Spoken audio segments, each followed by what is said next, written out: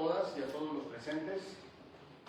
Bienvenidos a esta jornada académica organizada por el Seminario de Derecho Procesal y por el Seminario de Patentes, Marcas y Derechos de Autor.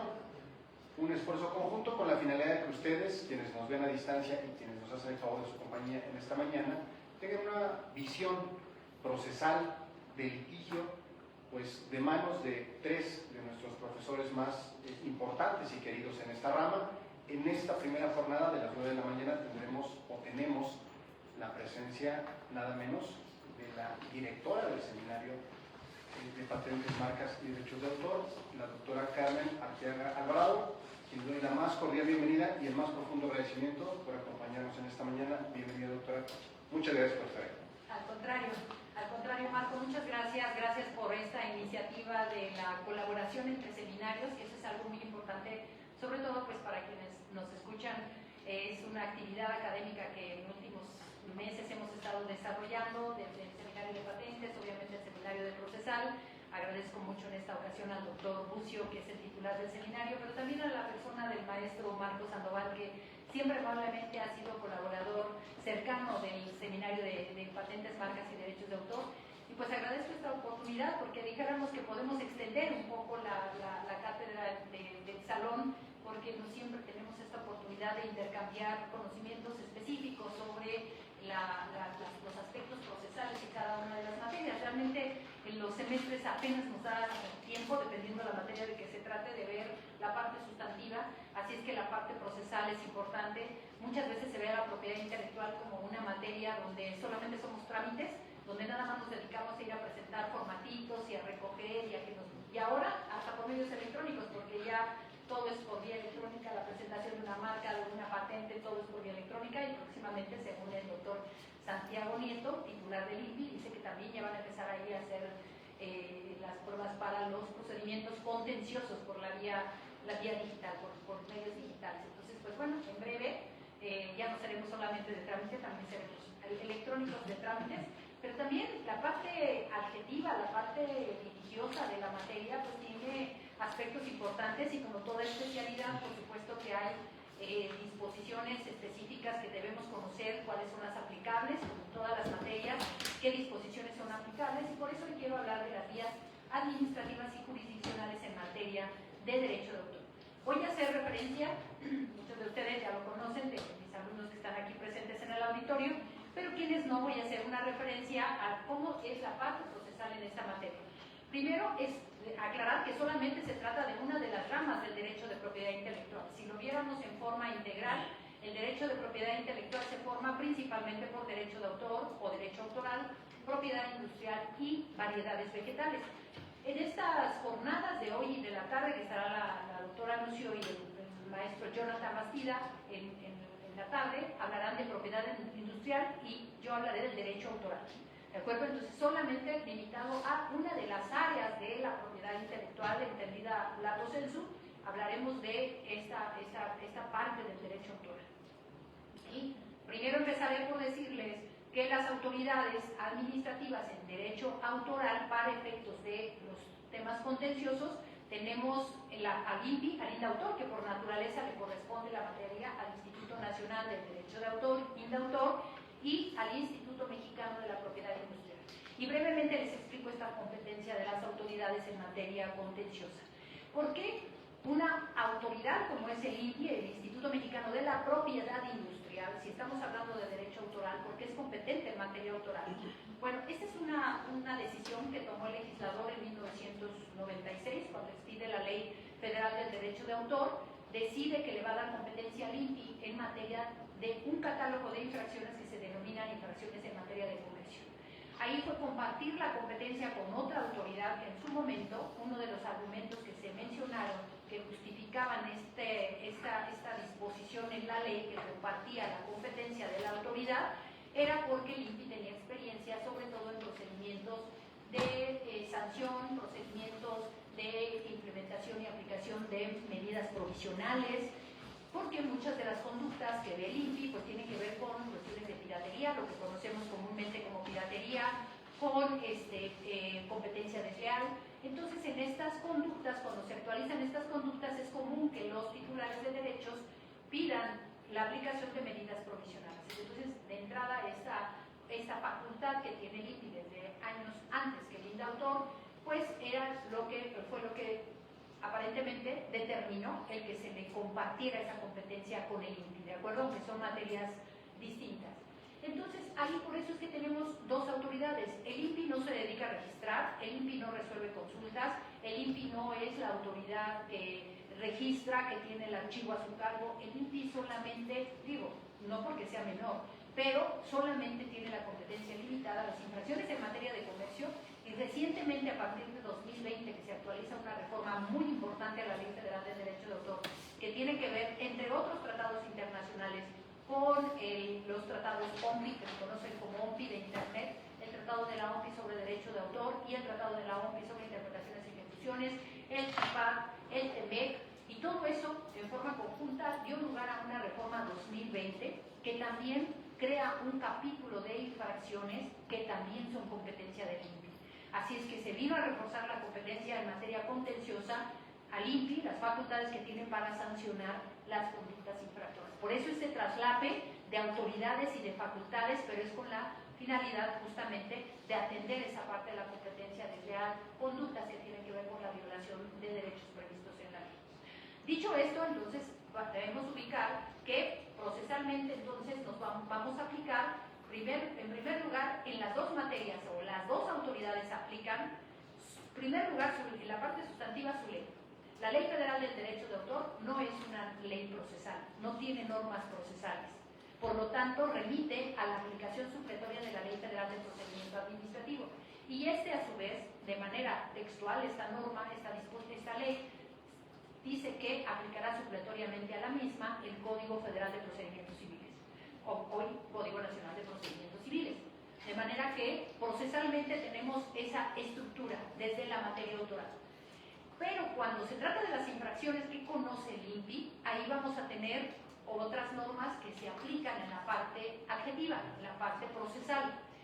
En primer lugar, el INPI tiene una ley, la Ley Federal de Protección a la Propiedad Industrial, donde se prevén normas procesales. Esa sí es una ley procesal. Tiene capítulos, títulos completos, donde hacen referencia a normas como acreditamiento de la personalidad, hace referencia al tipo de pruebas, a plazos, incidentes, e incluso conforme a la Ley Federal de Protección a la Propiedad Industrial es posible que cuando se determinan infracciones, el INPI tenga facultades para determinar daños y perjuicios. O sea, se va hasta allá la ley de propiedad industrial, que la voy a referir así por ser más corta o más fácil mencionarlo, porque es un nombre muy largo, pero la ley de propiedad industrial tiene esas cualidades. Además de que en 2020 se agrega esta facultad que tiene para conocer del resarcimiento de daños y perjuicios, que es algo muy importante, ya se los explicaré más adelante. Además de todo, plasma en el texto legal un sistema de medios alternativos de solución de controversias que en el caso concreto de la conciliación ya existía de manera apenas mencionada someramente en la ley de la abrogada ley de la propiedad industrial de conciliación, y eso sí preveía un arbitraje completamente para el resarcimiento de daños y perjuicios cuando lo designaban al INPI árbitro para esa materia en particular. De manera que ya había esa intención de que fuera una autoridad que fuera más allá de la parte administrativa, más allá de la sola imposición de las sanciones. Esto, por supuesto, fue un gran avance, pero no se quedó ahí. Esto ya no lo voy a profundizar, pero el INPI, además, en 2020 se le da el carácter de autoridad fiscal. Ahora no solamente va a poder cobrar sus multas, sino también las va a poder conservar en su patrimonio. Por disposición legal, las multas que cobre por las infracciones que se cometan van a poder integrar su patrimonio, porque es un descentralizado con personalidad jurídica y patrimonio propio. De manera que también el INPI no solamente va a aplicar normas dentro de los procedimientos, en la parte, dijéramos, sustantiva de sus materias, procesalmente la Ley Federal de Protección a la Propiedad Industrial, supletoriamente la Ley Federal de Procedimiento Administrativo, supletoriamente a estas el Código Federal Nacional de Procedimientos Civiles, y en algunas materias como son las medidas en frontera aplicará la ley aduanera, donde también encontramos algunas disposiciones. De manera que todo este cuadro cuadro, vean todas las normas, a diferencia de la materia autoral, que solamente los procedimientos que competen exclusivamente al Instituto Nacional del Derecho de Autor aplicarán la Ley Federal de Procedimiento Administrativo, Código Nacional de Procedimientos Civiles y la Ley Aduanera en algunos casos. ¿Por qué se da esta diferencia? Les digo, atendió a circunstancias del momento, pero sin duda las reformas posteriores han confirmado una competencia al INPI que cada vez se va reforzando más porque tiene la experiencia y además, viéndolo a nivel macro, por supuesto que tiene que haber una competencia del INPI porque puede perseguir conductas que tienen que ver precisamente con la piratería. En el caso del indautor no son los procedimientos que me voy a mencionar en un momento, no tienen esa esencia, no se dedica a cultura, porque es donde está el Instituto Nacional del Derecho de Autor, es una autoridad administrativa que es un órgano desconcentrado de la Secretaría de Cultura. Imagínense ustedes estas facultades en manos de una autoridad que lo que protege es la cultura y que el derecho de autor viene a ser un elemento importante de complementar, vamos, de las áreas que tiene cultura, los órganos desconcentrados, uno de ellos es el INDAUTOR, pero tiene, por ejemplo, el Instituto Nacional de Bellas Artes y tiene otras instituciones que son 100% cultura, no es comercio. Por eso es que al principio se pensó en las infracciones en materia de comercio en un área que esencialmente es comercial, como es el INPI, está sectorizado en economía. Entonces, ahí está la gran diferencia. Esto es en cuanto a la competencia de las autoridades. Veamos ahora, conforme a la Ley Federal del Derecho de Autor, de qué procedimientos conoce el Instituto Nacional del Derecho de Autor como autoridad en la materia. Y ahí tenemos que irnos a la materia como está integrada. Primero, aclarar que la Ley Federal del Derecho de Autor no protege solamente el derecho de autor, protege otros derechos que la propia ley denomina de propiedad intelectual.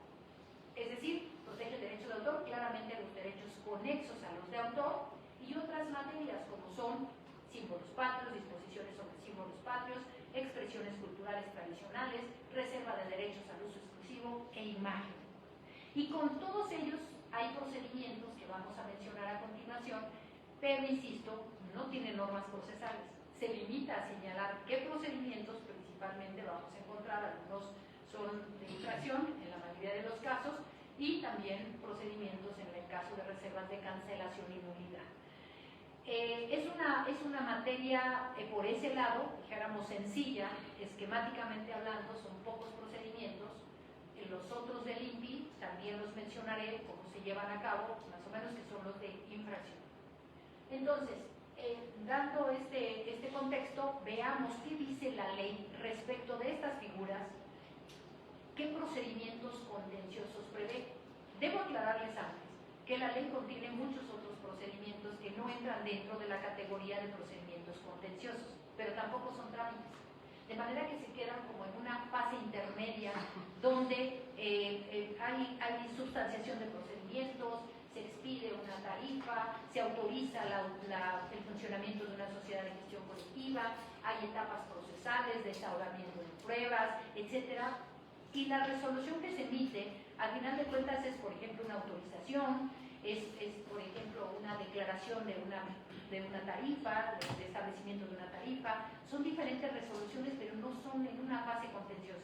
Me referiré exclusivamente a la parte contenciosa, ¿de acuerdo? Bueno, no sé, maestro, cuál sea la dinámica, pero no sé si puedan ir preguntando conforme la marcha. Si ustedes quieren ir preguntando, mejor, porque así vamos conduciendo el orden de la discusión, que me parece mucho más enriquecedor. Si ustedes van teniendo dudas, vamos conduciendo por esa parte la exposición, si les parece. ¿De acuerdo? Entonces, empezamos. Fíjense bien, vamos a dividir las vías por las que existen procedimientos previstos en la ley. Esto que les expliqué es la vía administrativa, ante el INPI y el INDAUTOR. Pero también tenemos vías jurisdiccionales, que incluye, por supuesto, una sala especializada en materia de propiedad intelectual, que si bien no es una autoridad administrativa, de acuerdo con la Ley Federal de Procedimiento Administrativo que vimos que aplica en forma supletoria, pues los medios de defensa que proceden o de impugnación son el recurso de revisión y el juicio contencioso administrativo federal ante el Tribunal Federal de Justicia Administrativa, donde existe una sala desde 1998, existe una sala especializada en propiedad intelectual. No perder de vista que no es un tribunal, no tiene amplia jurisdicción en cuanto a ver todos los conflictos relacionados. Es un tribunal de mera legalidad, es para revisar las resoluciones que emiten las autoridades administrativas. ¿De acuerdo? Dicho esto, vamos entonces a ver la vía administrativa y la vía jurisdiccional en cuanto a la materia sustantiva.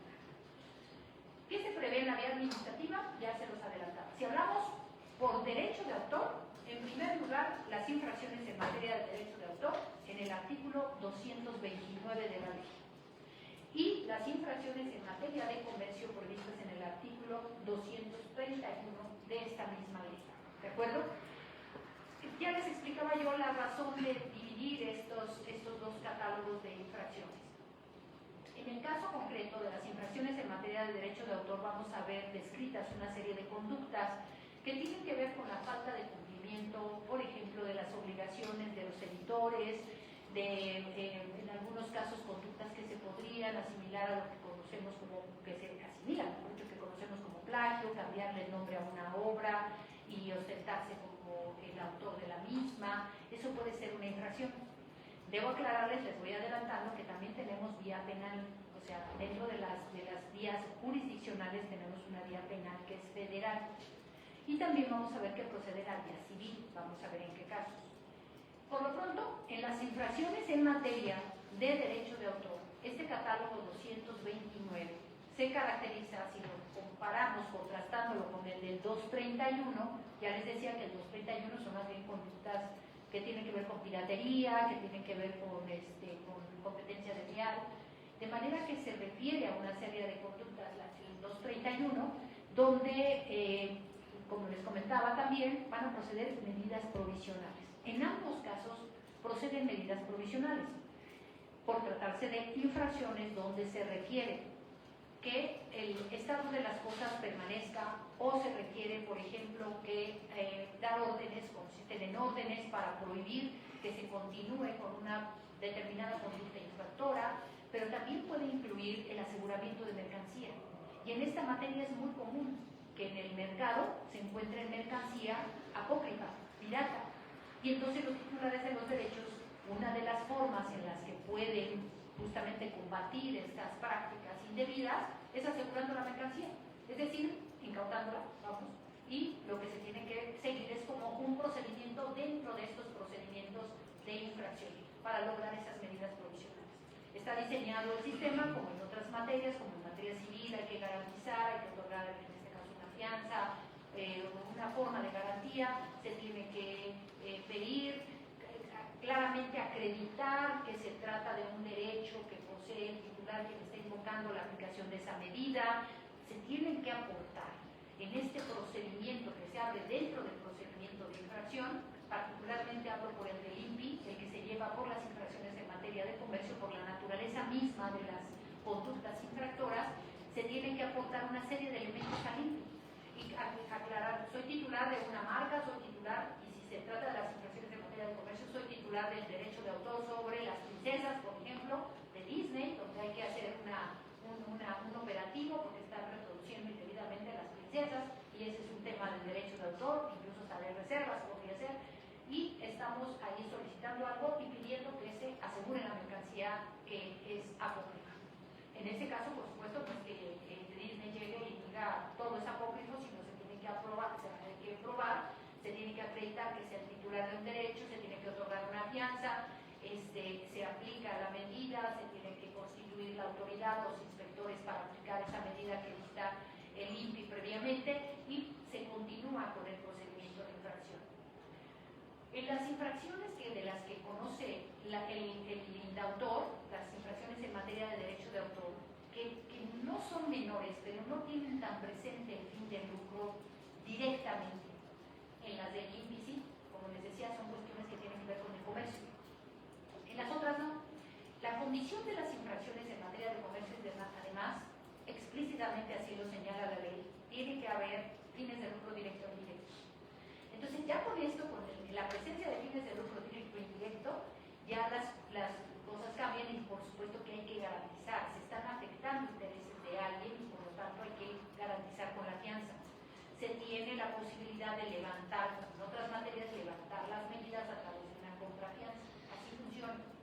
Entonces, hay que estar muy pendientes en los procedimientos del que iniciemos. No quiere decir que en materia autoral no procedan medidas provisionales, de hecho la ley lo prevé. No es un sistema tan sistemático, tan claro como en el caso de las infracciones en materia de comercio, las medidas provisionales que dicta el INPI. En el caso de las medidas que dicta el autor, por lo mismo, porque les decía, son actividades culturales, donde puede haber faltas que no quisiera decir que son menores, pero sí son faltas que no trascienden a la piratería, que no trascienden a ese tipo de conductas y que pues tienen que ver con los actores principales dentro de los diferentes ámbitos de la cultura, con los editores, con los productores, con las sociedades de gestión colectiva, donde sí se requiere poner orden a través de una sanción si es que se cometieron ciertas conductas indebidas, pero tampoco es el combate a la piratería, ¿no?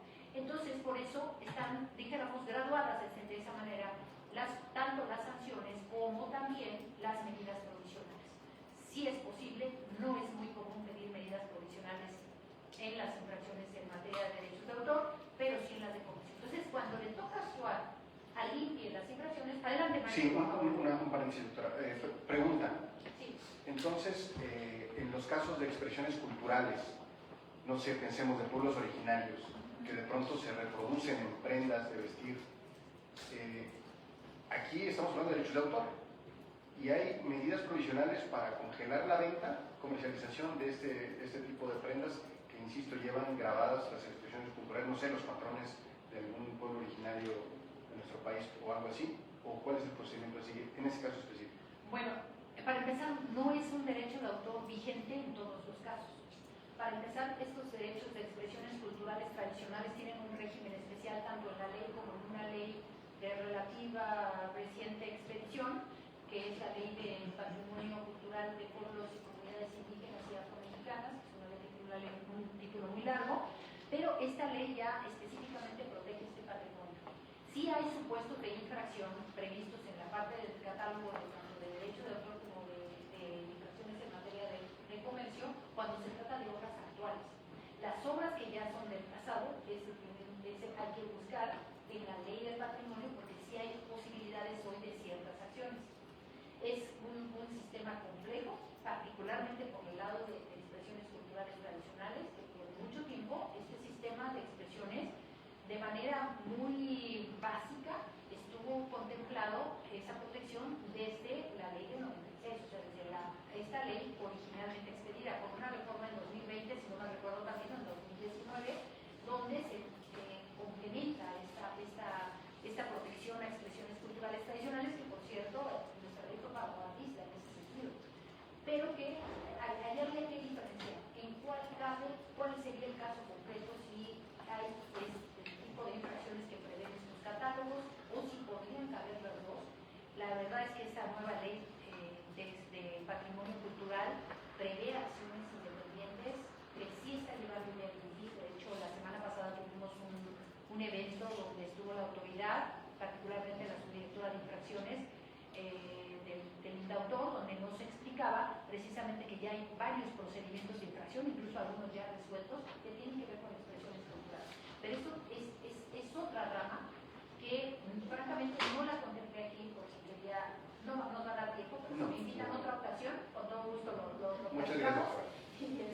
Pero sí es un tema más complejo porque además no es derecho de autor propiamente, salvo lo actual, que sí se está registrando, lo que se está generando se puede registrar, pero lo del pasado ya más bien tiene ese régimen especial conforme a la otra ley. Habría que ver en nuestro caso concreto. Muchas gracias. Sí, de nada. Bueno, entonces, no sé si alguien tenga algún comentario. Alondra, por favor. Una pregunta justamente como lo establecía el maestro Marco. En cuanto a la reserva de derecho, nos había comentado este caso, por ejemplo, el de Bachoco y el personaje de Rosso en derechos conexos. Digo, en reserva de derechos. Entonces, de alguna manera, cuando se trata de cuestiones publicitarias, ¿cuáles serían las medidas cautelares? Y más cuando se trata de cuestiones publicitarias digitales. Bueno, si me permites, como tiene que ver el ejemplo que pones concretamente con la reserva, si me permiten, más adelantito hablamos de la reserva. Ahorita me limito a los procedimientos de infracción que tienen que ver con derecho de autor. Reserva de derechos es una figura pero de la ley, pero no es derecho de autor. Entonces vamos un poquito más adelante con la reserva, si les parece, ¿sí? Dejamos un poquito más adelante esta respuesta, por favor. Y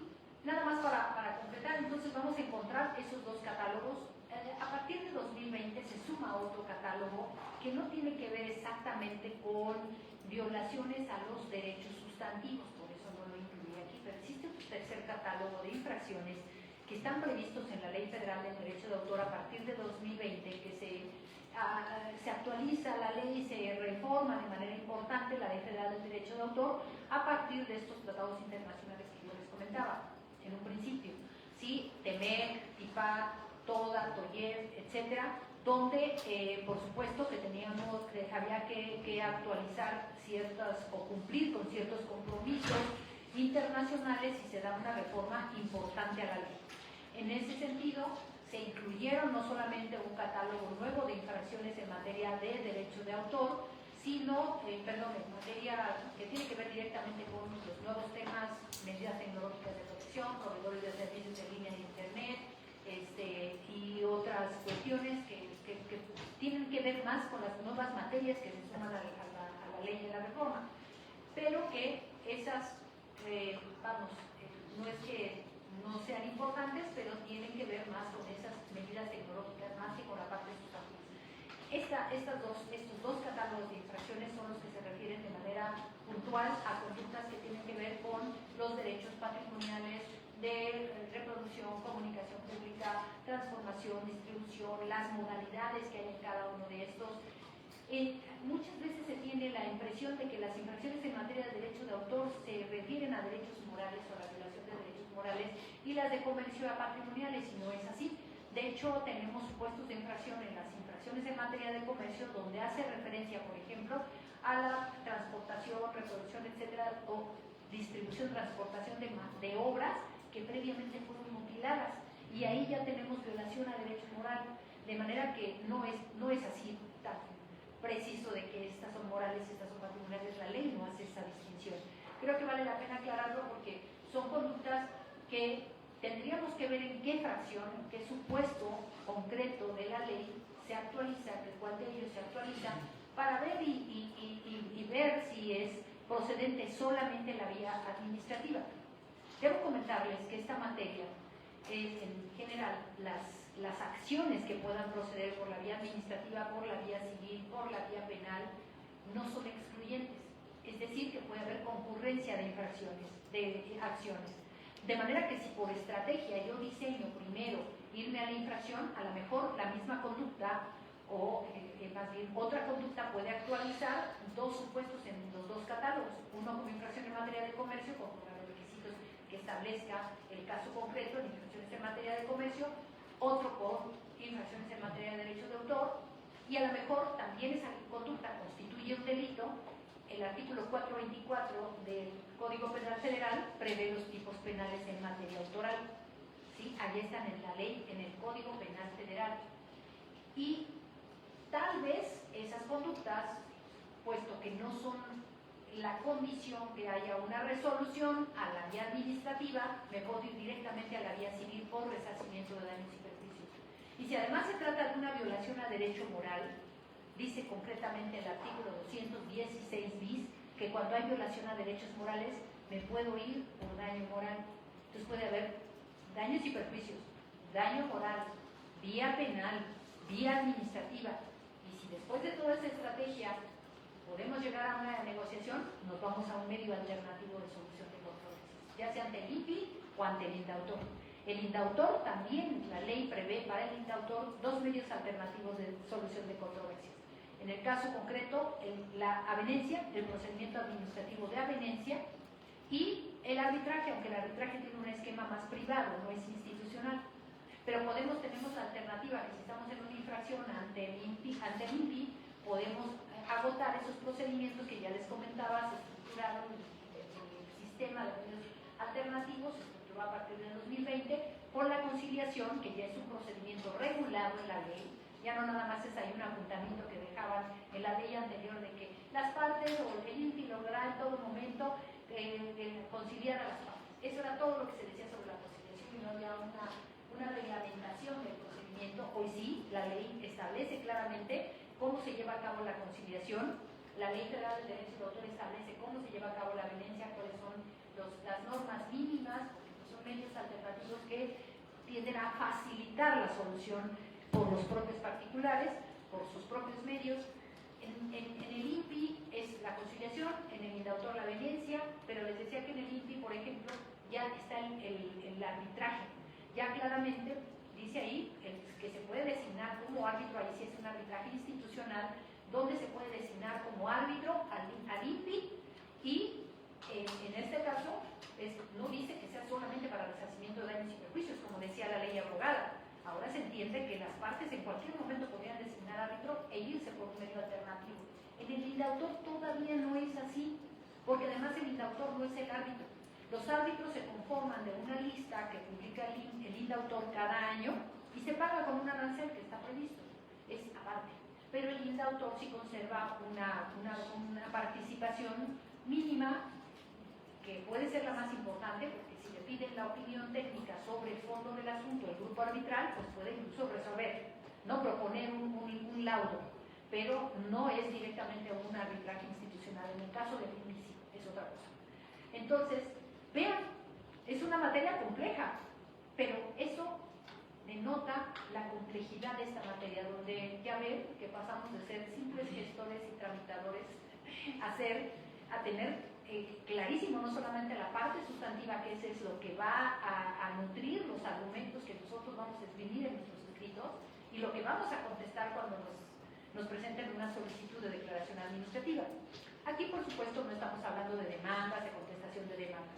Técnicamente la ley se refiere, pues estamos en una vía administrativa, aunque es formalmente administrativa, pero materialmente jurisdiccional. Tenemos que se llaman solicitudes de declaración administrativa de infracción, solicitud de declaración administrativa, bueno, la ley de propiedad industrial tiene más, tiene nulidad, caducidad, cancelación, infracciones, tiene muchas acciones. Aquí nos limitaríamos, hablando de estas que estamos refiriéndonos en este momento, a solicitudes de declaración administrativa de infracción, ¿de acuerdo? Vamos a ver que apenas vamos en derecho de autor, nos faltan todas las demás figuras. Entonces, aquí, claramente, infracciones y de dos tipos, en materia de derechos de autor y en materia de cooperación. Ustedes se preguntarán si es posible, por ejemplo, las inscripciones, que están un poco más familiarizados con la materia, sabemos que tenemos un registro público de derecho de autor que depende del INDAUTOR. Y en ese registro es posible cancelar las infracciones, ya vamos a ver que más adelante existe un procedimiento, pero es ante el Tribunal Federal de Justicia Administrativa. Pero realmente por derecho de autor solamente tenemos estos dos procedimientos de infracción.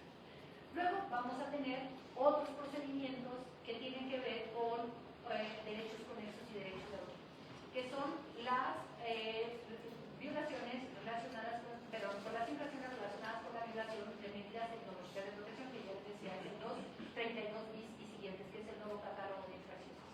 Luego las infracciones relacionadas con la información sobre la gestión de derechos, que es otro de los temas que se agregaron en 2020, que están en el artículo 232.4 de la ley.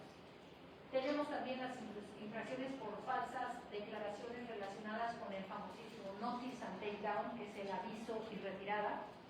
Esto, déjenme, me detengo un poco en esto porque creo que vale mucho la pena hablar de este procedimiento que se contempla en la ley, que no es un procedimiento que lleve el propio instituto, no es un procedimiento judicial o jurisdiccional, no se trata de eso, es una medida apoyada en la tecnología que permite, para utilizar términos comunes que se entienda, bajar la información que se encuentra disponible en algún sitio. ¿Por qué? Porque no todos los contenidos que están en los sitios, en la red, van a ser obras o van a ser derechos conexos o va a ser alguna de las figuras que contempla la ley. Muchos de los contenidos pueden ser incluso, a lo mejor sí, hasta están autorizados a estar ahí, pero los que no, aquellos que alguien, un tercero dice, pues porque a mí me gustó mucho esta película y además soy muy generoso y este libro también y lo voy a hacer PDF y lo voy a subir para compartir porque soy muy generoso y porque el libre acceso a la cultura debe de ser para todos. ¿Y el derecho de autor dónde queda? ¿Y quién le dio permiso?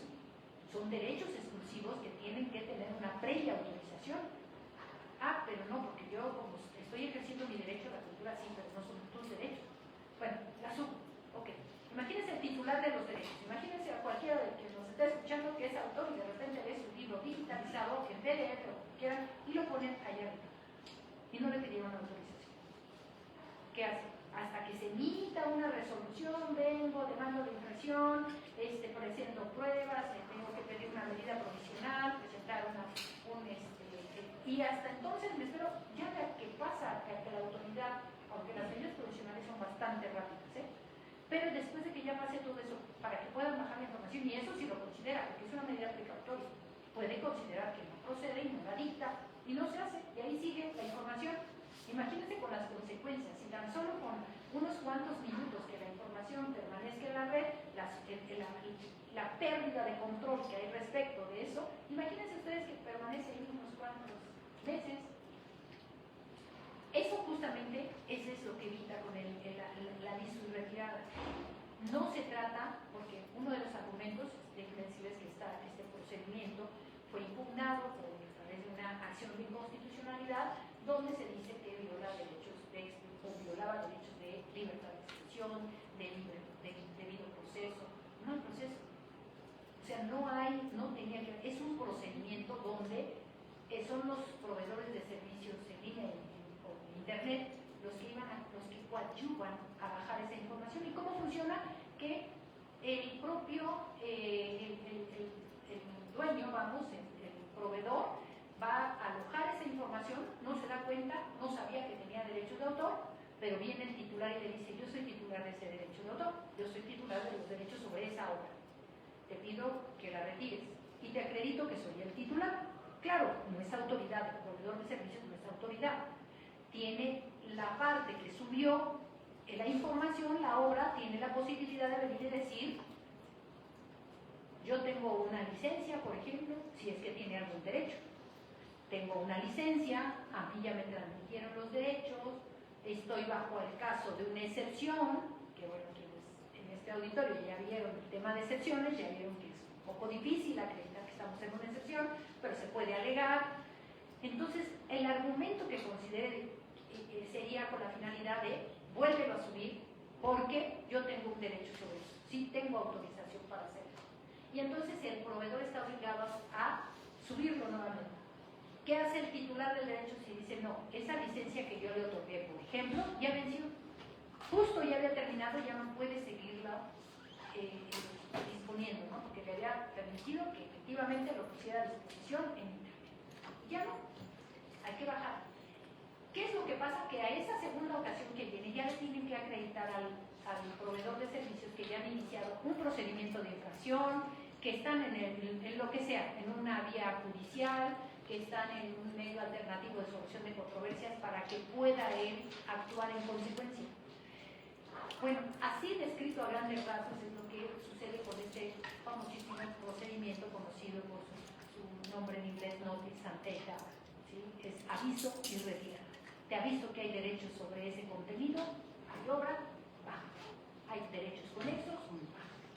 Entonces, esto ha causado todas esas confusiones y decir: es que no es posible el derecho de acceso a la cultura, etcétera, etcétera. Sí, pero está también por medio el derecho de autor, que también, independientemente de las opiniones, y hay estudios muy serios al respecto, pero también está en el catálogo de derechos humanos, en la Declaración Universal de los Derechos Humanos, en el artículo 27.2. Dice que los autores tienen derecho a vivir o a percibir los beneficios que, tanto de carácter moral como patrimonial, generan sus obras. Este es su derecho humano. También habría que ver en un caso concreto, hacer esa ponderación y resolver, pero no a priori disponer que un derecho prevalece sobre otro. Entonces, esto es muy importante, pero además es algo que ya conocíamos. Esto en YouTube, por ejemplo, es muy, muy común que se baje, incluso no necesita ni solicitarlo. A mí me ha tocado en la práctica solicitar, por ejemplo, que se baje algún contenido, alguna obra, y es muy rápido, YouTube no investiga, o sea, ni siquiera es este procedimiento de que viene la otra parte, le acredita, nada. Y esto ya viene en la práctica aplicándose desde hace mucho tiempo. El que haya incluso música, si ustedes han intentado subir algún video a YouTube, se dan cuenta que si detecta que hay música que puede tener derecho de autor, inmediatamente lo baja y no pide autorización, no intervienen los proveedores de servicios en línea, ni los proveedores de servicios en internet, ni quien haya producido el contenido, no participa nadie. y lo baja inmediatamente. Y eso tiene la gran ventaja, les digo, de que evita el que se siga, que se continúe con la comisión de conductas que pueden ser violadores de derechos y normalmente obedecen a eso. Y YouTube no investiga y lo baja, de manera que es un sistema, no nada más que digamos en México, ha funcionado desde hace muchos años, pero obviamente al aterrizarse en la legislación nacional causó todos estos inconvenientes y opiniones en contra, que con toda razón, si una función tenemos nosotros como profesores y ustedes como alumnos de esta facultad es cuidar la legalidad de los actos, por supuesto que sí, pero hay que ver también entonces si las medidas, mejor dicho, si los medios electrónicos han propiciado, sí, por un lado, la difusión de las obras, la explotación a gran escala de las obras, también debería de representar protección para los autores y los titulares de otros derechos protegidos por la ley, porque así como permite una amplia explotación y beneficios en teoría, también permite o propicia una vulneración de los mismos, también a gran escala y con una gran facilidad, porque una vez que la obra está en medios digitales, es muy fácil manipularla, es mutilarla, deformarla, etc. Entonces también se presta para eso. ¿De qué manera vamos a defender al autor si no contamos con la propia tecnología como aliada para evitar justamente la comisión de esas conductas que ya vieron? Puede ser sancionadas por la vía administrativa, pero me puede ir por la vía penal, me puede ir simultáneamente por la vía civil, me puede ir por un medio alternativo de solución de consecuencias.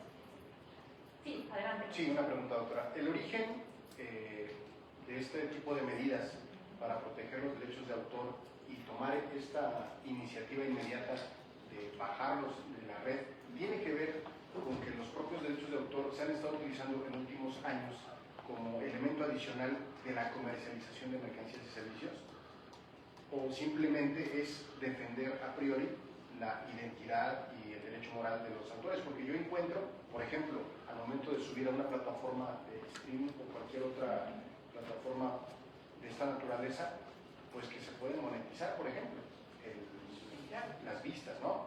Y que si utilizamos algún contenido cultural, también lo adicionamos para tener de alguna manera mayor presencia de personalidad o de identidad de los productos y servicios. ¿Consideraría usted que es una especie de medida para poder controlar la cuestión comercial más allá de una verdadera protección cultural? Sí, gracias maestro por tu pregunta. Es para evitar todo, porque efectivamente la explotación de obras implica todo eso y todo lo que se nos pueda ocurrir. La tecnología no tiene límites y la forma en la que está avanzando, simplemente con el ChatGPT, eso es lo que se está alegando ahorita, que se está utilizando una cantidad importante de obras en el entrenamiento de las inteligencias artificiales, y ahí evidentemente hay una utilización indebida, y con la sola exhibición de las obras a veces se ha dicho, no, pues es que por ejemplo mi sitio pues no está vendiendo las obras, mi sitio no se dedica a vender música, que hay un caso emblemático de Resta que se resolvió por la corte donde dijeron que era libertad de expresión y que no se podía bajar el contenido, mejor dicho cerrar la página, porque era libertad de expresión. Sí, pero una parte de esa libertad de expresión era derecho de autor. Probablemente sí fue un exceso desde mi punto de vista por la autoridad, se fue la mano y bajó toda la página, pero sí debió haber sido la parte de derecho de autor, por supuesto que sí, porque en el momento que está, si puede no representar conductas que evidentemente se trate de lucro directo, puede ser de lucro indirecto. En la ley distingue, en el reglamento concretamente, en el artículo 11, hace referencia, distingue entre lucro directo y lucro indirecto. De manera que no necesariamente el lucro es porque ya cobró por tantas vistas, ya está monetizado y de esa forma, sino que el lucro indirecto puede ser porque al lado hay publicidad, sí, porque no está vendiendo música, pero en los temas que está tocando y además allá hay música que a lo mejor hasta no tiene medidas tecnológicas y desde ahí la pueden descargar, desde ahí pueden estar copiando obras por mayor razón. Sí, tiene que ver con todo eso y porque la explotación de la obra tiene muchas cosas, no solamente, insisto, lucro directo, puede haber lucro indirecto. Muchas gracias. Sí. Y tener claro, al contrario, tener claro que aquí de lo que estamos hablando, al tratarse de bienes intangibles, estamos hablando de derechos, de bienes muebles que son derechos, que son bienes intangibles, que no es lo mismo que un bien tangible, que un auto, una cosa física. Aquí estamos hablando de intangibles y tan solo el disponer, el reproducir, el comunicar públicamente una obra, ya estamos disponiendo de un bien intangible que son los derechos. Porque a fuerzas queremos ver que me lleve el auto, que me lleve el libro. No, esos son los soportes materiales. Esa es otra cosa, se regirán por otras normas. Pero el derecho como tal, como intangible, basta con que yo disponga de esos derechos, y esté reproduciendo, y me esté comunicando cuando no tengo autorización, y ya estoy violando derechos de autor. Que esa es a veces la falta de precisión que falta en esta materia, que no tenemos esa posibilidad de difundirse por estas oportunidades de compartir estos espacios para informar un poco más de qué se trata, porque hasta parecieran menores. Ay, ¿qué daño le hace a alguien que le copien el libro y se lo suban? ¿Qué egoísta? ¿Por qué no permiten? ¿Por qué no comparte? ¿No? Pareciera eso. Alondra. Sí, gracias. Justamente sobre los derechos de autor, yo recuerdo por ahí en 2021 se empezaron a banear algunos videos de YouTube donde se utilizaba música de autores que no habían autorizado. Sin embargo, hubo la misma controversia en TikTok, en donde se trató de hacer lo mismo. Sin embargo, vieron ahí los autores que les salía contraproducente, porque por medio de esas plataformas es donde ellos se autopublicitaron. Era una publicidad prácticamente gratis. Entonces, de alguna manera sí está esa línea muy delgada entre dónde sí les conviene utilizarlo y dónde se pueden mandar los videos de YouTube, porque justamente por ahí del 2021-2022 se establecieron las reglas de Google que para poder monetizar los contenidos deberían ser originales, y si tenían una obra debería estar autorizada, como por ejemplo la música. Por eso se utilizaron, o bueno, ya se utilizan obras genéricas, en YouTube ya tiene de alguna manera comprado los derechos de autor, pero justamente es una línea muy delgada, porque estamos hablando de una plataforma sí, pero en otra no se regula, porque justamente es contraproducente para el autor. De alguna manera, actuándolo así en TikTok, deja de incentivar el hecho de que se pueda publicitar su música, publicitar sus obras, etc. Entonces sí, creo que es una línea muy delgada. Sí, Alondra toca un tema importante, porque en efecto, pues no todo lo que está en línea, no todo va a ser prohibido y no todo tiene derecho de autor, y no en todos los casos los autores no han permitido. En algunos casos, como comentábamos, puede tratarse de obras, por ejemplo, sistemas de licenciamiento como Creative Commons, que son licencias predeterminadas en diferentes etapas, donde se puede permitir desde la sola lectura, la reproducción, la transformación de obras, etcétera, va escalando. Hay bancos de imágenes que pueden ser gratuitos, otros tienen costo. O sea, no todo lo que está en Internet quiere decir que no se pueda utilizar. Claro que va a haber diferentes esquemas. Y por el otro lado, lo que mencionas es importante, Alondra, que ¿por qué si es un derecho exclusivo del que no se puede disponer, por qué los titulares a veces toleran que se lleve a cabo este tipo de conductas? Efectivamente, en algunos casos puede funcionar como medio de publicidad, ¿de acuerdo? Puede ser. Y es bajo ciertas circunstancias. ¿Por qué? Porque además también los TikToks no es la obra completa, son fragmentos de obra, y no con esto quiero decir que se valga siempre que usemos fragmentos, ya estamos en la legalidad, hay que atender al caso concreto. Porque en materia de derecho autoral en general es muy casuístico. Son casos muy concretos que tendremos que atender a las particularidades de cada caso, tenemos que ver bajo qué circunstancias. Cuando estudiamos un caso de derecho autoral y lo empezamos a ver, decimos, muchas veces nos suena, esto ya lo he visto en otra ocasión, ya he llevado un caso similar, ya me ha tocado algo. Pero entre más vamos profundizando, hay veces que algo viene a cambiar y entonces nos obliga a estudiar el caso concreto, y a veces nos vamos a estudiar normas de carácter fiscal, en otros administrativo, constitucional, penal, etcétera, y se va abriendo la posibilidad, depende, con algo que matice, que haga la diferencia con respecto a lo que ya habíamos visto antes, ya cambió el asunto, y la resolución es distinta, y el planteamiento es distinto, y lo que vamos a contestar en su caso será distinto. Así es que hay que ser muy cuidadosos en ese caso. Y sí, seguramente los titulares de derechos vieron que eso era una parte conveniente. Por eso les digo, la tecnología no tendría que ser un enemigo, tiene que ser un aliado, pero ojalá que la tecnología fuera tan aliada del autor o del titular de los derechos, para que a su vez repercutiera en el autor, tener beneficios económicos.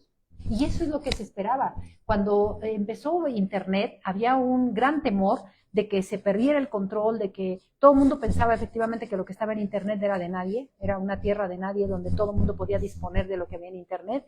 Poco a poco se han ido estableciendo, aclarando, no es que se hayan establecido, Internet no vino a establecer ningún derecho de autor diferente, vino a poner, se tuvo que ir poniendo poco a poco en claro cuál era el alcance de lo que estaba ahí disponible, que se fueran identificando esquemas, etcétera, poco a poco. La tecnología, pensábamos, bueno, sí es peligrosa, permite la difusión, a la vez permite violación de derechos, facilita la violación de derechos, pero también tendría que ser un aliado. Ojalá que aquí se contabilice de manera más transparente, más clara la explotación y que por lo tanto sea más fácil determinar cuánto le toca al autor. Eso sería maravilloso, que la tecnología sea una aliada. Y para mí, francamente, como defensora, que ya se vio, ¿verdad?, que soy defensora de los autores y del derecho de autor, por supuesto que para mí sería maravilloso que la tecnología dijera, ya se contabilizó y tantas veces se ha explotado estas obras de los autores y por lo tanto de lo que se recibe, una remuneración justa, que es por lo que se ha estado luchando durante mucho tiempo, le corresponde tanto al autor, pero lamentablemente no sucede así. La tecnología más bien, estamos como a la defensiva, viendo cómo nos defendemos, notice and take down, y a ver qué más hacemos y qué más, porque no se ha dado. Y con todo y eso, no se da una remuneración justa ni a autores ni a titulares de conexos, principalmente. Entonces, no hemos llegado al punto. Ojalá la tecnología en algún momento esté también al servicio del autor en ese sentido, y entonces se podrán dar ciertas libertades, que de hecho las hay. En la ley hay ciertas libertades que son las limitaciones y las excepciones, tanto a derecho de autor como a derechos conexos, que son supuestos en los que podemos hacer uso de obras, pero déjenme decirles que mucho cuidado porque son pocos, son bastante complejos, es muy difícil que nos ubiquemos en un supuesto de excepción, y si no estamos en excepción, estamos en la regla. Y la regla es que si no es mío, tengo que pedir autorización porque son derechos exclusivos. Y al ser un derecho exclusivo, solamente el titular del derecho puede decidir quién, cómo, cuándo y bajo qué circunstancias explota su obra. Esa es la exclusividad. ¿Se parece al monopolio? Sí. Ahí tiene su origen. Es el párrafo 10º del artículo 28 constitucional. Ahí está. Son monopolios permitidos. Pero, obviamente, al ser traducidos como derechos exclusivos en nuestro sistema, pues le permiten todo eso. Y entonces, si no estamos en la excepción, estamos en la regla. De manera que hay que ser cuidadosos. Pero yo creo que una parte muy importante también es el sentido de la ética que podamos tener. O sea, ¿por qué no nos atrevemos a robar un auto? Aunque nos guste. A lo mejor pasamos y suspiramos en la agencia, ¿verdad? Queremos, ustedes de jóvenes, uno deportivo, así que haga mucho ruido. ¿Por qué no nos lo robamos? Porque tememos a las sanciones. ¿Y por qué en Internet sí disponemos de lo que no es nuestro? Porque nadie nos ve, estamos atrás en el anonimato, porque hackeamos, craqueamos y nadie nos va a ver, no hay temor. Eso de entrada tiene que ser parte de la formación y por supuesto en todas las disciplinas. Hemos visto casos lamentables de que se nos hace muy fácil disponer de obras y solamente lo voy a dejar apuntado porque eso ameritaría todo una clase, pero el hecho de que no esté algo concebido correctamente como que es indebido, ¿sí? El cambiarle poquito, el decir que esto es mío y ponerle mi nombre aunque no sea mío, se me olvidó poner las comillas, etcétera, etcétera. Todas esas conductas son sancionables y tiene que ver mucho con la parte ética. Y nosotros tenemos que tener muy claro eso, en todos los ámbitos, en el ámbito no solamente jurídico, sino en el ámbito académico, en muchos ámbitos de la vida tendríamos que tener muy claro eso. Y desde ahí tendríamos que partir de tener una cultura de respeto, de reconocimiento a los derechos de los demás. Entonces eso justamente es lo que hace la diferencia cuando vamos a utilizar algo que aunque la ley diga que es libre, tengo que verificar si es verdaderamente, si puedo hacer uso libre, si cumplo con los requisitos, si me permite que lo utilice porque se trata, por ejemplo, de una copia para un archivo público, si estoy en ese supuesto, o lo que quiero hacer es digitalizar para venderlo y decir que es para el archivo, pero además las vendo. No, eso no se puede hacer. Les digo, tiene mucho de ética, el tema de la ética tiene que estar muy presente en lo que vamos a hacer. Y como estudiantes de Derecho tenemos que tener esa claridad. Hay cosas que no se pueden hacer. Y si no estoy segura, mejor investigo. Eso es a veces lo que no queremos, porque queremos que el medio electrónico nos resuelva todo y que facilito, o sea que, bueno, es que ese es el titular. Bueno, ahora precisamente estos nuevos temas en 2020 son medidas tecnológicas, sí, de alguna manera que van a poner a la mano la información para que no digan, es que no busqué al titular de los derechos porque pues no sé quién sea. No, pues ahí está ya alguna información básica, puedo ir al Registro Público del Derecho de Autor a través de sociedades de gestión colectiva, en Internet, ahora que es tan maravillosa esta herramienta, la misma inteligencia artificial nos puede ayudar, hay que tener cuidado con ella, porque ya ven que miente, sí, y todos los días, y lo reconocen, ¿no? Te lo inventé, pues es que estás tan insistente que quieres que te dé información, pues ¿qué quieres? ¿Velocidad o precisión? Entonces nos da ahí lo que se les ocurre, entonces nada más cuidado. Pero nos puede ayudar hasta la inteligencia artificial. ¿Dónde anda la editorial TAS? Ya desapareció. Bueno, entonces ahora hay que ver quién tiene los derechos. Sí, es trabajo. Hagan de cuenta que es como cuando, pues si no me puedo robar el carro, pues entonces lo tengo que comprar. ¿Y qué tengo que hacer para comprar? Pues trabajar. Entonces ya tengo el dinero, voy y lo compro. Aquí igual, lo quiero tener, pero no quiero pagar. Bueno, pues a lo mejor estoy en un caso de excepción, investigalo bien, ya viste que sí estás en el caso de excepción y ya. Regresando a su ejemplo del auto, sí, del auto robado. Del auto robado. Les recomiendo que busquen un ensayo, recuerdo que es de Miguel Carbonell y de Pedro Salazar Ugarte, que es la justiciabilidad de los derechos humanos. Búsquelo, por favor, creo que allí se explica de manera muy clara cuánta falta le hace a Latinoamérica eso, la justiciabilidad de los derechos humanos. Aquí estamos hablando de un derecho humano profundamente olvidado, desafortunadamente, y lo vinculan con la idea de la cultura de la legalidad, tal como lo está usted diciendo. Mientras perviva una cultura de la ilegalidad, difícilmente vamos a establecer buenas estructuras de justiciabilidad, porque estas dependen de la convicción que tengamos de respetar los derechos, no de las estructuras punitivas, como el ejemplo del vehículo, ¿no? Sé que si robo un vehículo voy a ir a la prisión, y aquí no tendría que ser necesaria la amenaza, ¿no? Ahí está el apunte para que lo puedan consultar y yo creo que les va a servir mucho para la comprensión de estas reflexiones. Gracias, doctora. Al contrario, Marco, yo creo que ese es muy importante, es esa parte, y ahí tenemos mucho que hacer todos, desde ahí, desde los salones de clase, desde nosotros como académicos, como profesores, sí debemos de tener mucho cuidado. Y bueno, no quiero perder la oportunidad de algo que hace un momento olvidé, porque pensamos que en la academia o en ciertos espacios tenemos una libre posibilidad de hacer muchas cosas y casi siempre se alega que cuando no hay fines de lucro se puede hacer prácticamente lo que se quiera con las obras o cuando es con fines académicos, y eso no es cierto. Hay que investigar bien, la ley no dice eso. Y tenemos esa falsa creencia, o sea, aunado a todo lo demás, tenemos esa falsa creencia, nos creamos ideas que no son ciertas. ¿Quién sabe de dónde salió, de la costumbre, probablemente. Sí, y además es cierto, hace muchos años, digo, no todos, salvo los jóvenes privilegiados que muchos se encuentran aquí, que ya llevaron propiedad intelectual y ya tienen información de propiedad intelectual, saben que eso no es posible.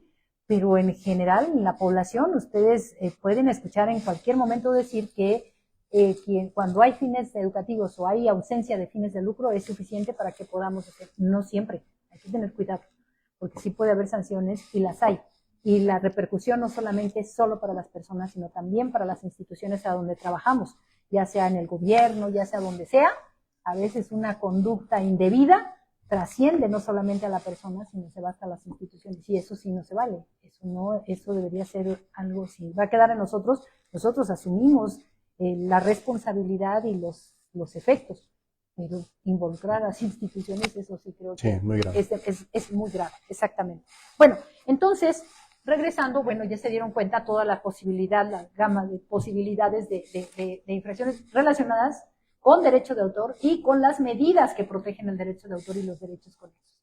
También tenemos, hablando de procedimientos de expresiones culturales tradicionales, que es la pregunta del maestro Marco Sandoval, y los símbolos patrios, tenemos infracciones, como ya les adelantaba, tanto en infracciones supuestos en donde puede caber, infracciones en materia de derecho de autor, infracciones en materia de comercio. Es que depende del planteamiento, depende del supuesto, puedo irme al INPI o puedo irme al INDAUTOR, hacer el planteamiento correcto, y les digo, si actualiza conductas en cada uno de los catálogos, me puedo ir a la SEC. ¿Sí? La pregunta que le quería hacer hace un momento, y se me fue del tintero, doctora, es, nos mencionaba usted que pueden coincidir o ser concurrentes varias vías de reclamación de una infracción o de una conducta ilícita en estas materias. ¿La Corte se ha pronunciado respecto de por qué no entender como una doble aplicación de pena o de sanción a una misma conducta? Sí, claro. Bueno, tenemos criterios en varias materias. Por ejemplo, en materia fiscal, que son mis orígenes, recuerdo mucho lo del contrabando, ¿no? Que se sancionaba por la vía Penal y penal y administrativa. la vía administrativa, exactamente, la vía fiscal y la vía penal.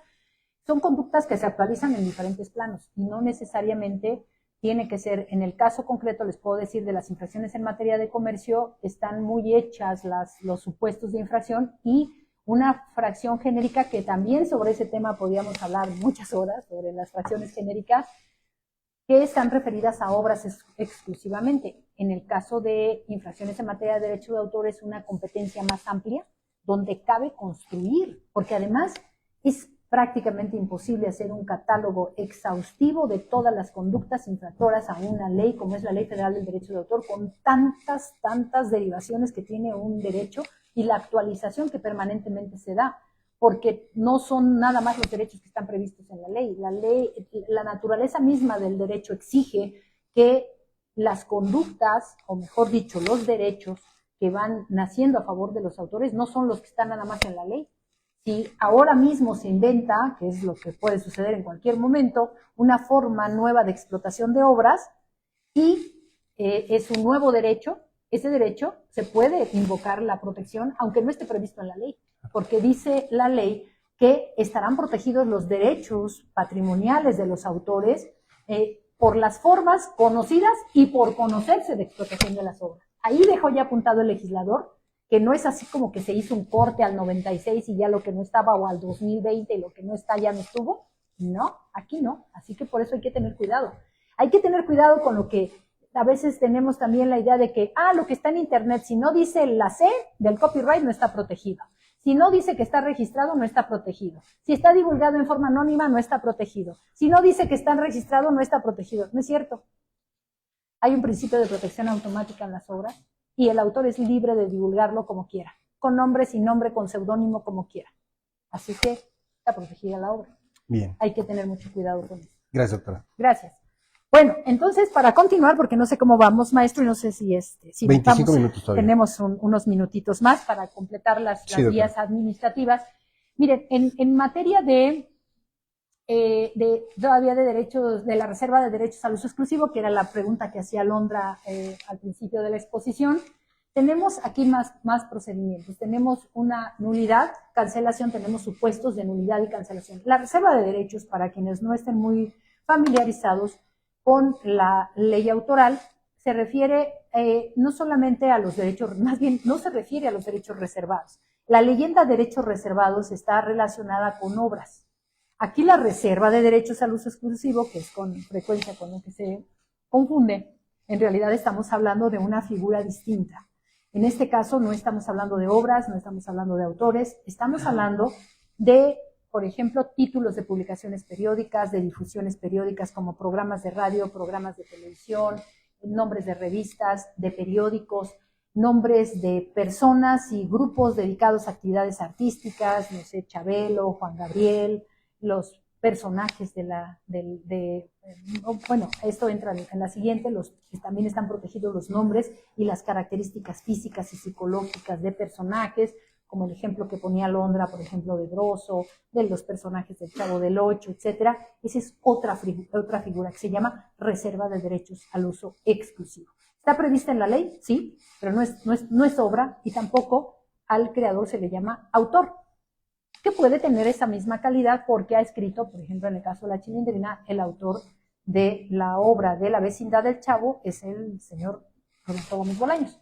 Y él mismo creó los personajes, pero el personaje merece una protección por otra figura que está prevista en la ley que se llama reserva de derechos al uso exclusivo. En estas reservas, efectivamente, la ley prevé procedimientos específicos como la nulidad, la cancelación de esa reserva. El acto administrativo como tal es reservar, es la reserva, es la inscripción que se hace ante la autoridad, que es también el Instituto Nacional del Derecho de Autor. Esta figura, la reserva de derechos, Tiene vigencias diferentes, por ejemplo, en títulos de publicaciones, de difusiones periódicas, tiene 1 año, en los grupos y personas dedicadas a actividades artísticas y en los personajes humanos de caracterización ficticios simbólicos, son 5 años, en todos los casos son renovables. Prevé por ahí otra figura que se llama la promoción publicitaria, esa tiene nada más 5 años, ya no es renovable, y en general la ley prevé 2 procedimientos contenciosos, aquí sí frente al INDAUTOR, pero como no es norma, no tiene normas procesales, se aplica supletoriamente en este caso la Ley Federal de Procedimiento Administrativo, Código Nacional de Procedimientos Civiles y Ley Aduanera en su caso. Pero aquí claramente tenemos 2 procedimientos que no los hay en derecho de autor ni en derechos conexos. Aquí, igual que en las otras materias, hay infracciones en materia de derecho de autor, pueden actualizar conductas, infracciones en materia de derecho de autor, infracciones en materia de comercio. Y la caducidad de los derechos se prevé no como un procedimiento contencioso, como pasa con las marcas. Aquí la caducidad se prevé simplemente por el transcurso del tiempo, caduca el derecho y en el momento en el que caduca, alguien más lo puede reservar. Pero tranquilos, si alguien quiere reservar el nombre de Chabelo, seguramente no va a poder, aunque no estuviera renovado a favor de los herederos. ¿Por qué? Porque hay una figura que la propia ley prevé, que es las notoriamente conocidas, las reservas notoriamente conocidas. Y ahí por ahí se puede ir. Eso, por cierto, fue lo que pasó con el caso de la Chilimina. Estaba renovada la reserva y pues ella la pudo renovar. ¿Porque tenía una vinculación directa con el personaje? No precisamente. Cualquier otra persona pudo haberlo hecho. Ahí lo que había caducado, justamente no se había renovado en tiempo y no había en la ley nada que impidiera a la autoridad que se pudiera reservar por alguien más. Hoy sí la ley prevé mecanismos, sobre todo esto de ser reservas notoriamente conocidas, y ya la autoridad puede requerir cuando menos y decir, a ver, acredítame que tienes que ver con la reserva, etcétera. Sí, pero no, ahí la señora pues ganó un litigio, a final de cuentas se quedó con la reserva porque ganó un litigio con todos los elementos que tenía. Así es que sí es una figura que ha sido criticada, ha sido muy criticada porque dicen que pues bueno, trastoca el derecho de autor, va en contra del derecho de autor, etcétera. Habría que analizarla históricamente, yo la defiendo, francamente estoy a favor de la reserva, sobre todo en esta de los personajes. Ninguna otra figura en materia autoral, ya no digamos autoral, de propiedad intelectual, protege hasta características físicas y psicológicas de los personajes. Y bueno, eso sí, es una materia local, solamente la tiene México, la reserva de derechos. ¿Podría parecer injusto para los seres humanos que personifican a los personajes, valga la redundancia, que esta reserva de derechos sea del titular? Son actores. El actor, imagínense que nos apropiáramos si fuéramos actores. De un papel. De un papel. O sea, imagínense que quien interpreta a Otelo de Shakespeare se quede con el personaje. Yo nada más diría eso. O sea, son figuras estrechamente vinculadas entre sí, por supuesto que tienen que ver con la creatividad, pero sería tanto como eso. Entonces el actor, la actriz que mejor interprete un papel se queda con él, se lo puede apropiar, o una canción, o por razón del tiempo, o por razón del tiempo. Así que aquí no podríamos aplicar. La ley claramente dice respecto del derecho de autor que es inalienable, imprescriptible, inembargable y es perpetuo. Aquí no, estos principios no se los podríamos aplicar. Efectivamente no, pero sería tanto como eso. Darle ese alcance a esta figura sería tanto como, imagínense, ¿cuál interpretación les gusta más de Bésame Mucho? La de Luis Miguel, la de quien sea, y ya por eso se va a convertir en el dueño, en el titular de los derechos sobre la canción. Yo creo que no, sería muy grave. Okay. Pero se vinculan, tienen que ver y todos aportan desde sus cualidades, sus capacidades, sus dones, sus talentos, aplica cada uno que tiene que hacer. Además, es como en todo, imagínense que si hacemos muy bien el trabajo, pues nos vamos a apropiar de algo, ¿no? Cada uno tiene su propia función dentro de algo, y además en el entendido de que todos, si vamos a desarrollar un trabajo en todos los ámbitos, es para hacerlo muy bien. Ya. Y entonces, pues, todos tienen, si van a actuar y van a cantar, pues van a cantar muy bien, pero si no es el personaje suyo, obviamente en todos los casos pues siempre hay esa capacidad, y más en estas áreas creativas, que los actores, las actrices pues le ponen mucho énfasis y habrá quien interprete mejor un papel, incluso nosotros mismos, ¿no? Si vamos a una obra de teatro, a veces hasta que buscamos, es que esta noche va a estar tal actriz que es la que interpreta el papel, porque me gusta cómo lo interpreta ella, no que otra persona no lo pueda interpretar, lo puede interpretar también muy bien, pero a mí me gusta en particular esta actriz cómo interpreta este papel. Cada quien le pone su toque personal, pero eso no te hace dueño. Ya. ¿Sí? Gracias. Bueno, entonces, ese es en cuanto a la reserva de derechos. En cuanto a la imagen, que son en realidad derechos de la persona retratada en el contexto de la ley, tenemos, ya casi tenemos unos minutitos, ¿verdad? Sí. Bueno, entonces, tenemos las infracciones en materia, en cuanto a imagen, tenemos también la posibilidad de hacer planteamientos en las infracciones en materia de derecho de autor como infracciones en materia de comercio. Aquí en las infracciones en materia de comercio claramente está una fracción, es la fracción segunda del artículo 231 y términos más o menos dice que quien utilice la imagen de una persona sin su autorización en la de su causa habiente con fines de lucro directo o indirecto, comete la infracción. Es decir, utiliza indebidamente la imagen de una persona, pero habla de imagen.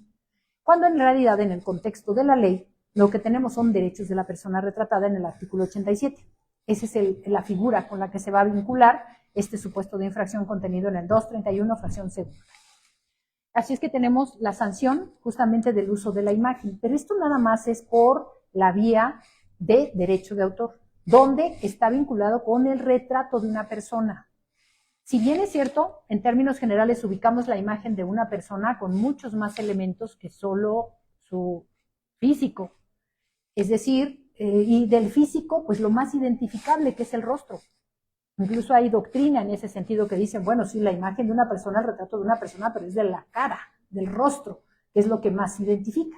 Independientemente de que a lo mejor alguna otra parte del cuerpo de alguna persona pudiera ser muy identificable, no sé, porque tiene un lunar o algo, pues sí, a lo mejor una mano que tiene un corazoncito, un lunar en forma de corazoncito, o alguna otra figura que sea muy identificable y que salga, pues sí van a decir, esa es mi mano, pero fuera de eso, pues es muy difícil, ¿no? Esa es mi pierna, o ese es mi dedo, pues es muy difícil y no llega hasta allá desde mi punto de vista, es estirar demasiado.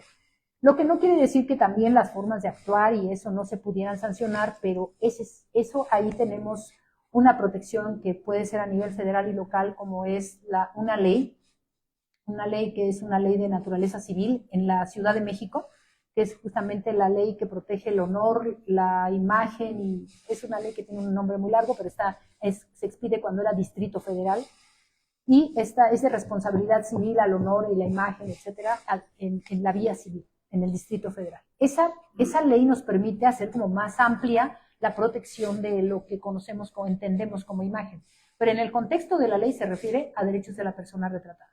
De manera que regresando a la pregunta que hacía Londra relacionada ya con derecho de autor, con las reservas de derechos y con imagen, hablar de la imagen de una reserva de derechos pues no es hablar de la imagen de una persona.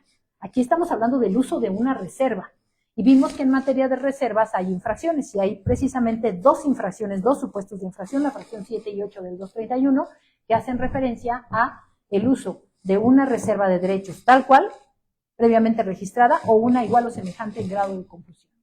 De manera que si alguien hace una imitación de Broso, no está usando la imagen de Broso, está usando la reserva, o una a lo mejor le cambia el pelito verde, se lo cambia por azul o morado.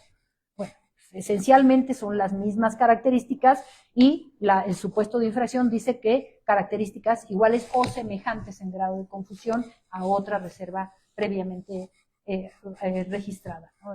Reservada. Entonces, ahí tenemos esa posibilidad, no estamos usando la imagen. La imagen es de personas, es decir, si se usa el retrato de una persona, si ustedes van, por ejemplo, a un spa y resulta que mientras están ahí aplicándose sus mascarillas y todo, les toman fotos y al rato el spa ya tiene su publicidad, la fotografía de ustedes ahí relajándose llenos de barro de sus mascarillas, pues obviamente ustedes, y son identificables, obviamente ustedes pueden demandar, están utilizando sin su consentimiento las fotografías. ¿Sí? Alondra.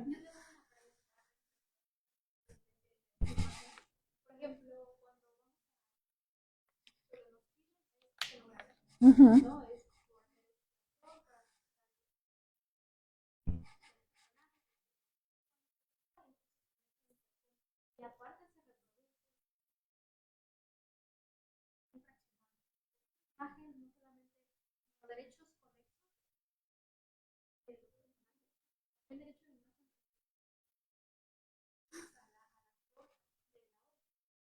Depende. Habría que ver el contexto, cómo se está usando. porque efectivamente la grabación contiene todo. Podría ser la imagen de la persona, podría ser la interpretación a la actuación, la reproducción de obras, podría ser incluso hasta música, también podría haber, o sea, muchas cosas. Habría que ver los casos concretos y el planteamiento, porque, por ejemplo, pensando en que ese actor está actuando, pero además se sustrae la actuación, la imagen, a lo mejor hizo por ahí un gesto en su interpretación hermoso del papel y resulta que ese lo utilizan para promocionar algo, por ejemplo. Ahí sí ya están usando su imagen, no la interpretación. ¿Sí? Entonces habría que ver en los casos concretos.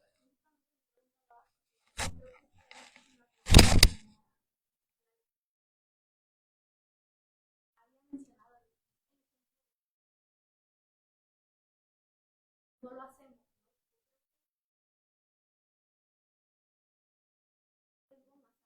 Digo, un riesgo menos amplio de que puedan. Eso sí. Hay una anonimato.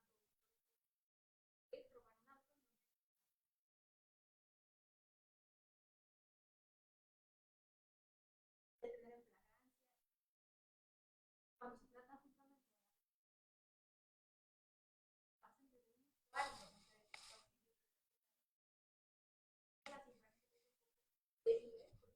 ya no se sabe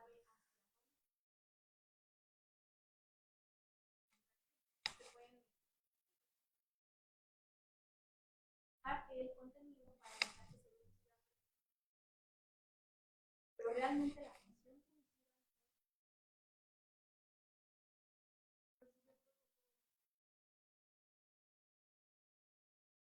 bueno, antes de divulgación en internet era un poco más fácil.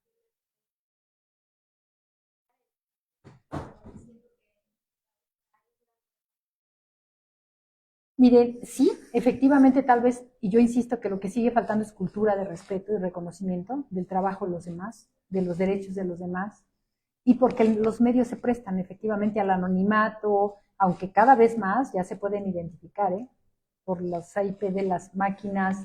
De hecho, en materia de software, por ejemplo, puede llegar cuando alguien está utilizando indebidamente un software, que hay infracciones en materia de derecho de comercio, hay el uso el uso no autorizado de obras, que entraría el software que está protegido como obra.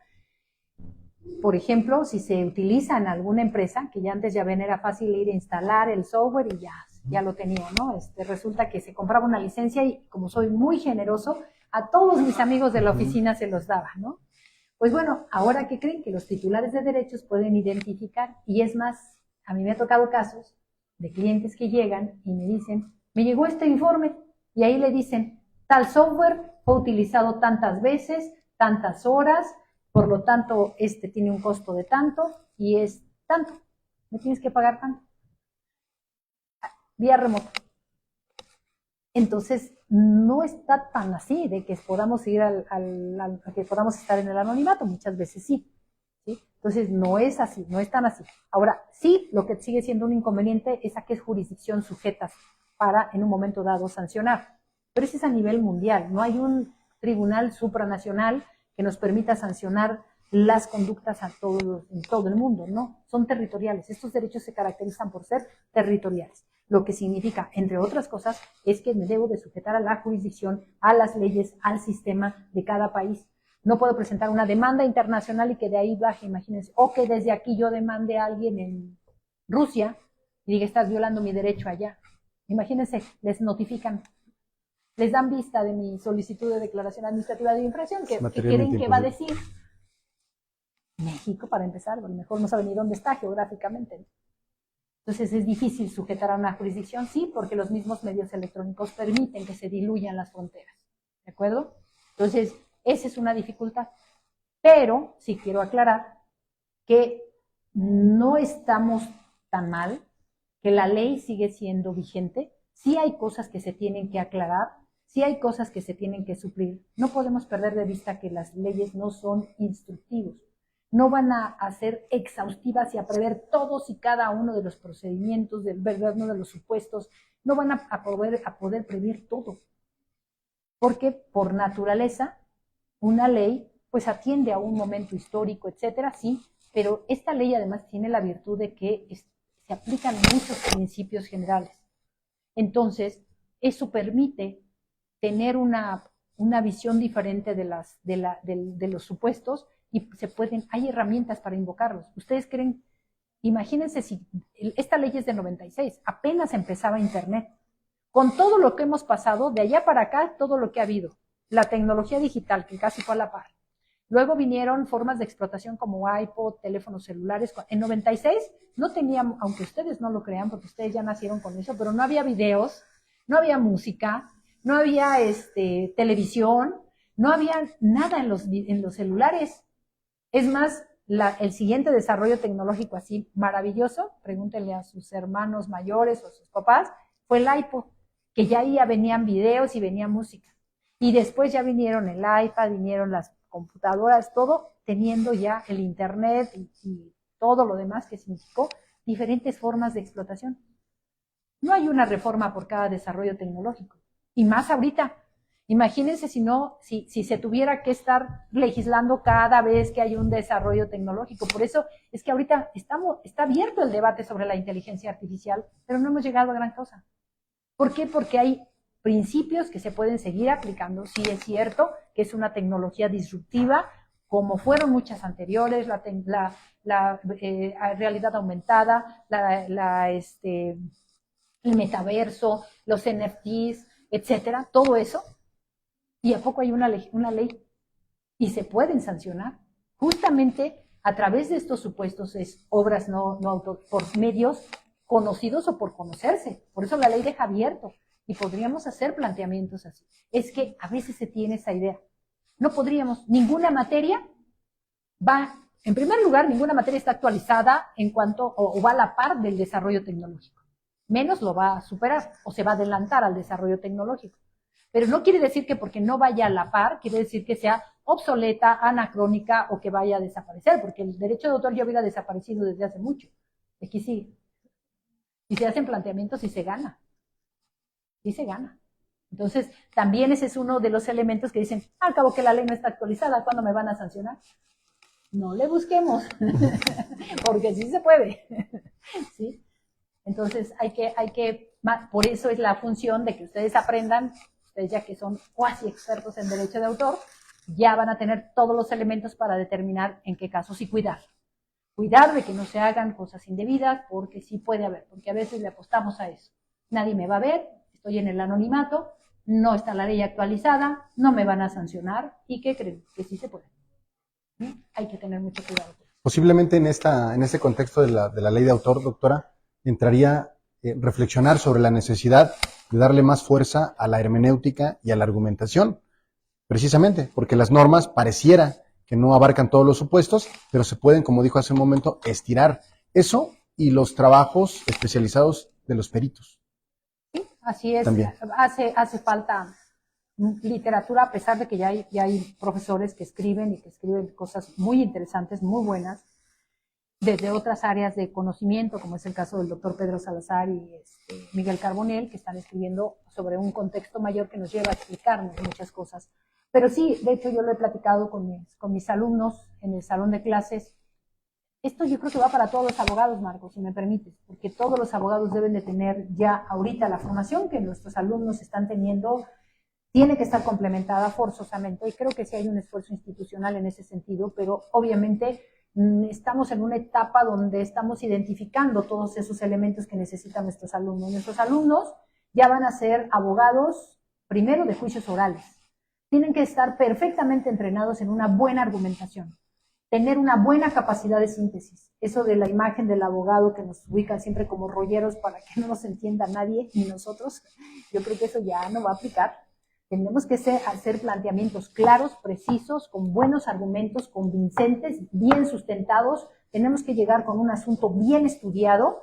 Ya no se van a poder, porque ni modo que le digan al juez, espéreme tantito su señoría que voy a estudiar el asunto, ¿no? Como le decíamos al cliente. No, ahora vamos a tener que llegar bien estudiados y vamos a tener que tener todos los argumentos a la mano y haber estudiado bien el asunto. Pero además tener una buena dicción, una buena pronunciación, una buena sintaxis, y para escribir, lo poco que vayamos a escribir, si vamos a presentar un memorándum, tiene que estar sin faltas de ortografía. No se lo encarguen a ChatGPT, que se equivoca. Eso lo tienen que revisar ustedes, con base en el conocimiento que ustedes tienen. No se lo deleguen a la inteligencia artificial, no se lo regalen a la inteligencia artificial. Entonces, ustedes van a tener que revisar ese memorándum, ustedes van a tener que construir y van a tener que adquirir habilidades de negociación, de argumentación, de liderazgo, de trabajo en equipo, de un montón de cosas que a lo mejor nosotros no lo necesitamos porque somos más abogados de papel en muchas materias, no en todas, porque en algunos casos hay, en el mismo derecho de autor hay que desahogar pruebas, audiencias para el desahogo de ciertas pruebas, sobre todo en materia autoral, en propiedad industrial también.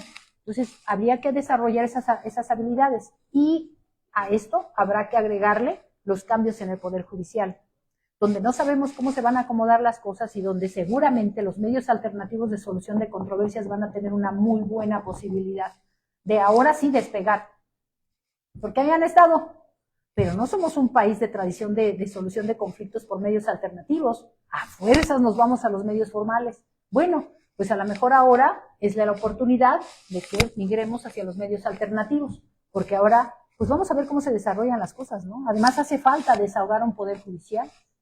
¿Para qué queremos seguir llenando al Poder Judicial de cosas? Resolvámoslo. Y la infraestructura ya está dada. Legalmente hay medios alternativos ya disponibles. ¿Se puede mejorar? Como todo. Claro que sí.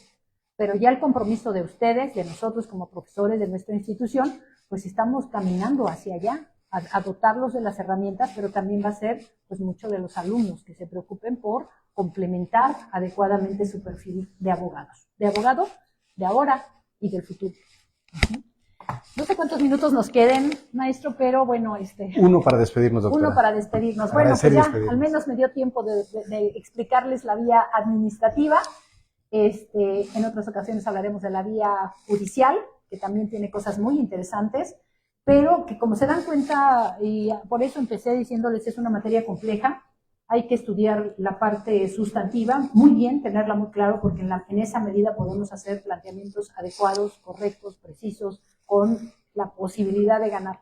Así es que, y sobre todo eso, con el conocimiento, ¿no? Y que esos serán elementos fundamentales, más lo que ya hemos comentado. Y yo nada más quiero agradecer, Marco, esta colaboración con los seminarios, el seminario de Derecho Procesal con el maestro Bucio al frente, con Marco, que siempre es tan entusiasta y tan colaborador con propiedad intelectual.